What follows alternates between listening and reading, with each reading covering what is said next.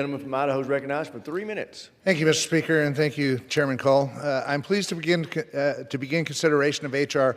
6938 today, which includes the fiscal year 2026 Department of Interior, Environment, and Related Agencies Appropriations Act. First, I want to commend Chairman Cole for his leadership of the Appropriations Committee and his continued support of the Interior bill. A lot of people don't realize how hard it is to get all of these bills done. We had them all marked up through the committee by the end of September, on time. That's an amazing task by the chairman of this committee, and I thank him for his continued work on this.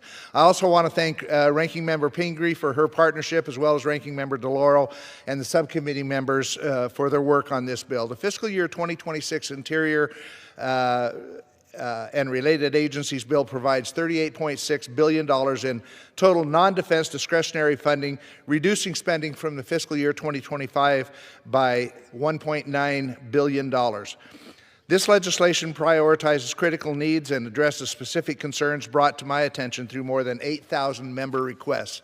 The bill invests $1.74 billion in 1,277 community-funded projects, congressionally directed spending projects, and these projects will improve clean and drinking water infrastructure across this country. This bill also fully funds all of our what I call must-pays, such as PILT payments, payment in lieu of taxes, to states and territories, and payments to tribes through contract support costs and Section 105L leases.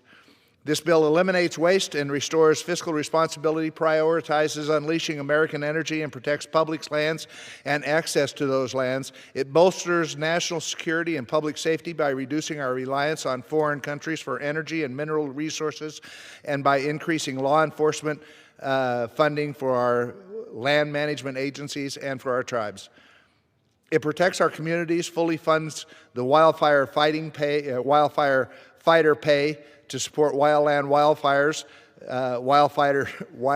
firefighters, and prevent catastrophic wildfires. The bill prioritizes upholding our trust and treaty responsibilities with tribal nations, and I've continued to say that I refuse to balance this budget on the backs of our tribes, and I'm proud that this bill does not do that.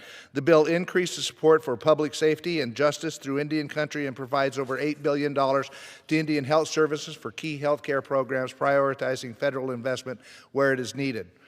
We need to pass this bill that efficiently invests in our priorities, supports the programs and communities that we care about, and reduces the bureaucratic overreach of the prior administration.